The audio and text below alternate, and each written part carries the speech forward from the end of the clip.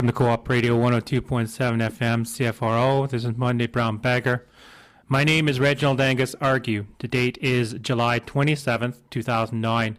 Before I introduce our guests, I'd just like to say that I feel that every president since JFK has been a puppet to some degree.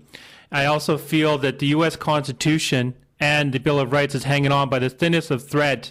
And the two main last presidents, being GW, George Bush, and also Obama, are two people that have caused massive damage to these two great institutions, and with their illegal wars, massive illegal payoffs to the banksters, and corporate corruption. And I feel that both of them should be held accountable for the exact same actions. Now, with this said, our guest for today is a Christian patriot and a survivor of the Hitler Youth Movement who was forced to be a part of this movement as a child. In 1943, he joined the German army and fought on the Eastern Front. Also, our guest has been a member of the American-Mexican Chamber of Commerce, and he has a university degree in economics. And his name is Hilmar Von Campe. Hello, Hilmar. Good afternoon, Reg.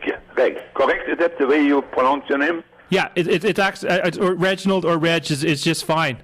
Reg, yeah. And the first thing I'd like to ask you about, now, people from my generation and just prior to my generation, we only know what happened during the Nazi regime through, reading about it on the internet or watching old videos and stuff like that. You actually lived through it. You saw this nightmare. You saw this darkness.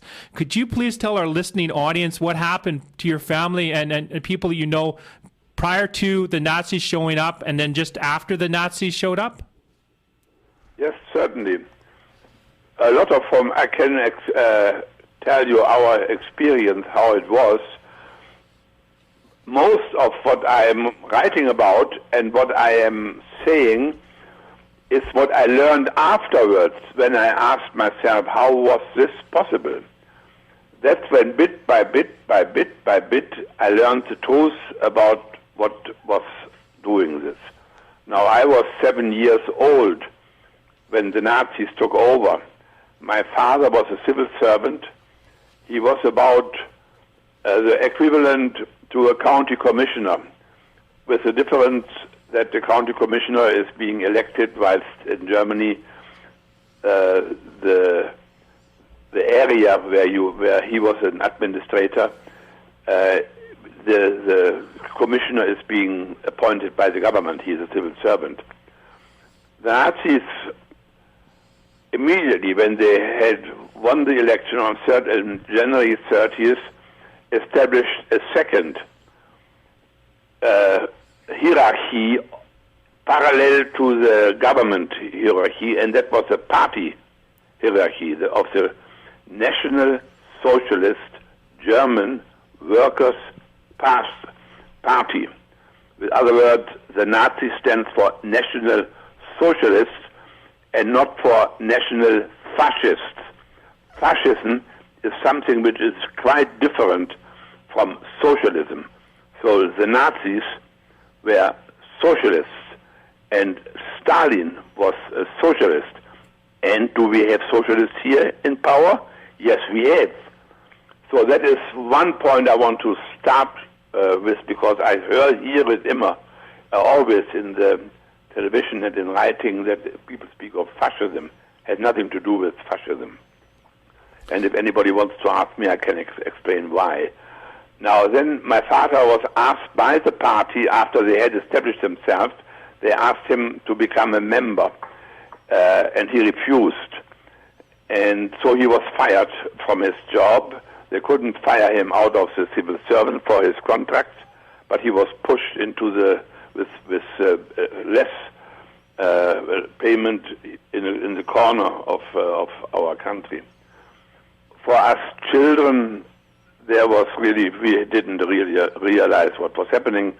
We moved into another city, we went into another school, and when I was 10 years old, that was a law which Hitler had made. Hitler made a law which annihilated the all youth organization except the Hitler Youth. That was the only youth organization which existed.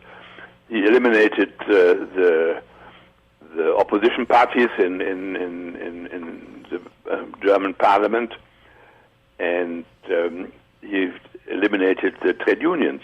So he had civil, as far as the civil state was concerned, he had total power.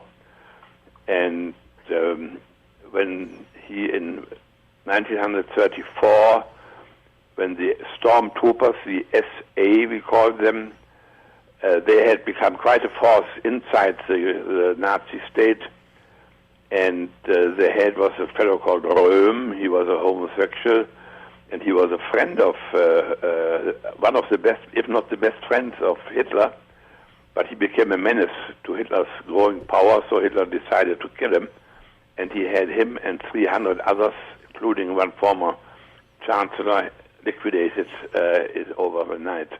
Was that the night of the long knives, right? Yeah, the night of the long knives. Yeah, that is correct. And that was the last point where there would have been a possibility to return, but we call that this was and there was no more return for the ordinary citizen to escape the rule of the totalitarian Nazis. The only one who could have done something that was the army, were the armed forces. They could have done it, but Hitler had also. We had the three armed forces branches, and then a top general who was the commander-in-chief. Hitler first took the command of the army by lying about the general who was in charge.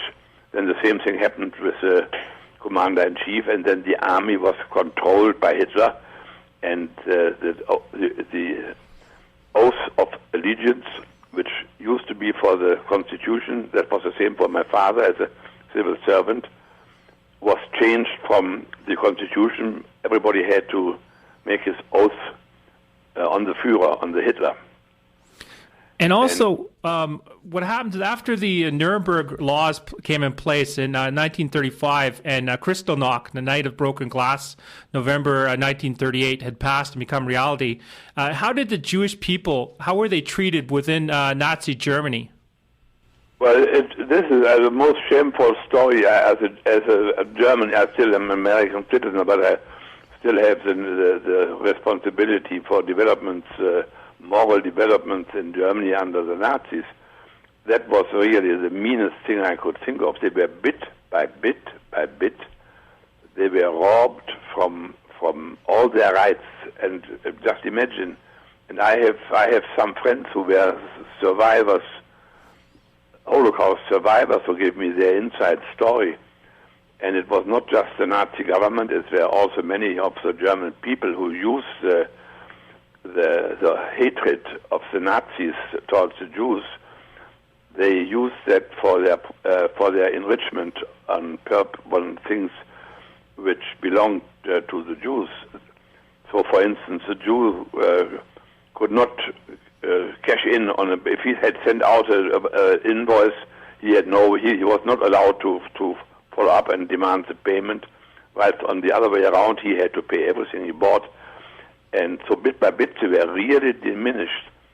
And then they had to carry a Jewish star, making them known to the rest that they were Jews. And then was always a propaganda of the Nazis that they were very bad people. And this is what I bought as a boy.